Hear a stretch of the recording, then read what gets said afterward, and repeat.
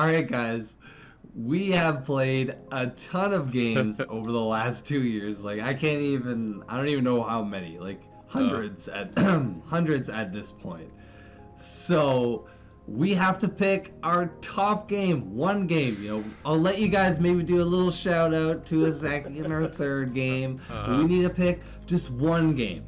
And you know what? To start things off, I actually know my choice because this was a milestone for me, guys. We got Doom Eternal. We got a code for Doom Eternal. Doom is like my game, and leading up to Doom Eternal, you're Doom guy. I mean, I'm Doom guy Parker 50. I can't escape it. And I played the first one. I beat it 5 times at least, and I've started it and played it multiple times as well. So getting Doom Eternal, man, wow, it was just.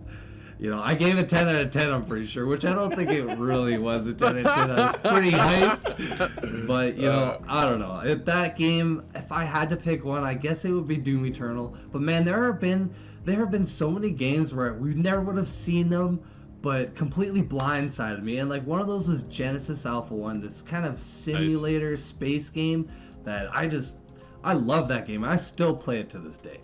Nice. But I'm going to toss the horseshoe to Drew. So, what do you think, man? What is your top game, dude, out of these last 2 years? Well, like you say, we play so many games. It was really hard, right? Honestly, I was looking back at our reviews, and our opening for Mortal Kombat 11 was pretty funny because you were so devastated that you were missing so many of your favorite characters. And I'm like, well, I got Scorpion. It was like dude, I watched that today. Ermac? What about Smoke? I killed myself watching that back. It was so funny to watch. But I gotta give a shout out first. I gotta give a shout out to Lost Ember. That game was an absolute gem. What a beautiful story. It was so mesmerizing. The gameplay wasn't perfect, but the story was absolutely fantastic.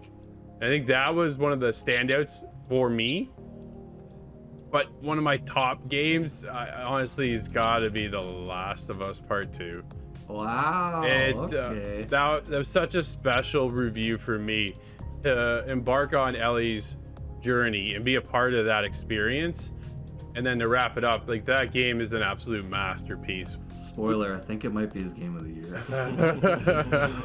Yeah, I felt very fortunate to be able to be a part of that review and get on that one. And thanks to our friends over at PlayStation, and just what a job by Naughty Dog to have such a way to portray these characters and introduce new characters. You're like, I don't know if I like this character, but at the same time, then by the end of the game, you fall in love with that character, right? Like, there's such a story to it besides the fact of this kind of apocalypse going on. It was just, an experience like I've never had. It was definitely one of my favorites.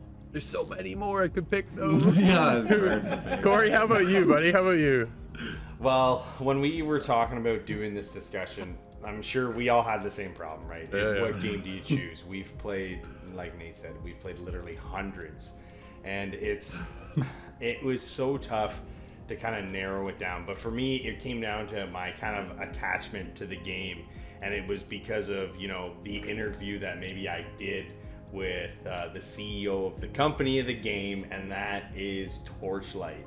So I originally reviewed Torchlight 2 on the Switch, and I had never played a game in the series before, and it just hooked me. It was a top-down hack and slash kind of RPG dungeon crawler, and it was just a blast. You could play solo, you could play with your friends.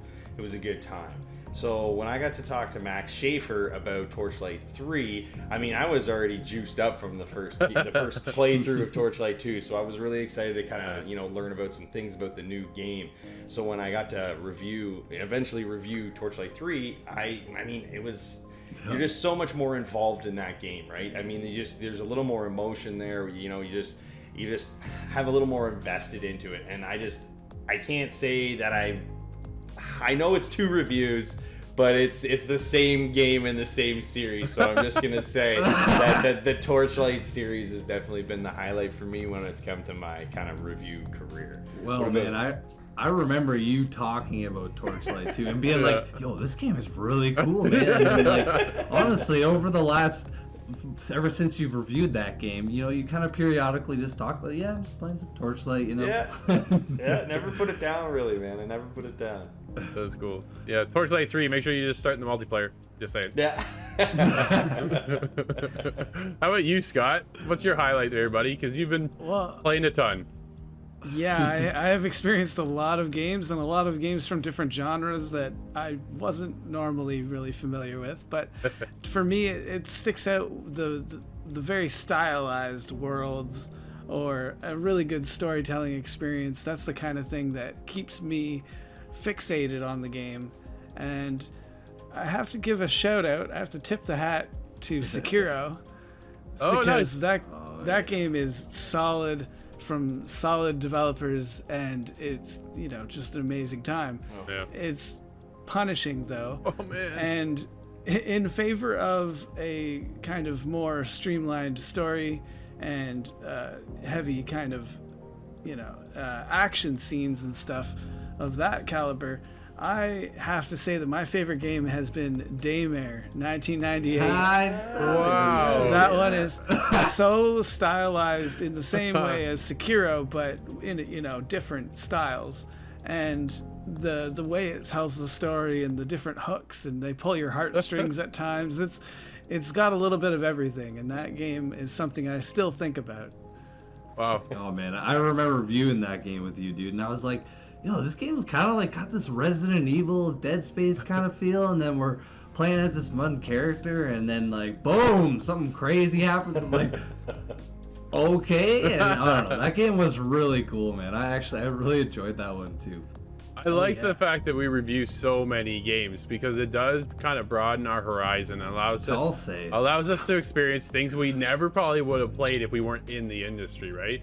Sometimes you gotta get streamlined and you go in one direction, but because ITG covers so much, we're able to experience so many different genres of games and things.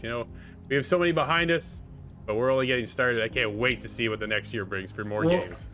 Honestly, man, I need to ask you, what is your favorite VR game? Because VR is a completely different genre, and I gotta have to throw this one to you because you and Scott have played so much VR. So I'm gonna actually toss this to Drew first, but Scott, you're gonna have to finish this one. So I played a ton of VR. Some not so good, some really good. Like Half-Life Alyx is. So I don't play horror games, and that game was incredible. Like, that was spooky, it was creepy, and then when you get into the world of VR, man, like, it really creeped me out. I wanted to play The Walking Dead Onslaught. I couldn't. I actually had to pass it off to Nate because it was just too creepy for me to play. Oh, I'm on that one now. So Nate's got it. I was really disappointed, but one that's actually standing out now that our friends over at Oculus hooked me up with Oculus Quest 2. I've now been able to jump into Immortals, Vader Immortal. The Vader story is, man, to wield a lightsaber now in VR it's just nothing like it. But one I think really kind of hit back and forth was Scott and I did Stormland, and that game was cool, and it had co-op, and it was just a different experience. Scott and I have done a lot of games on VR. I remember, Scott, do you remember when we played ping pong? This is how I broke my other Oculus, actually. So, right in front of me, lo and behold, Scott pops the ball up, and I went to crush it, and instead I crushed my controller into the wall. I had to patch the wall. I was so mad, and that just ended my career as on the Oculus until I was able to get a new one. But yeah, there's so many cool games on VR, and it's just a different experience than sitting in front of a curved or a flat screen, right? But how about you, Scott? You got any highlights? Well, actually, I really enjoyed Aspire 1. That was kind of marketed as a stealth kind of James Bond sort of shooter. And it was detailed enough with the weapons you're using, and the areas you're going through are pretty long actually and well thought out. So that game really kept my interest for quite a while. But I'm glad you mentioned it because I actually had forgotten the title. But Stormland, that was cool. Has to be the ultimate actually, because you have this robotic exosuit that you are piloting, kind of. It's the best way I can explain it. And you're subbing in and out different weapons, and you're upgrading your suit as you go, and you're flying from island to island. There was a lot of really enjoyable moments in that game. No, for sure. That's why I said we have so many reviews behind us. There's so many more ahead of us. Oh yeah.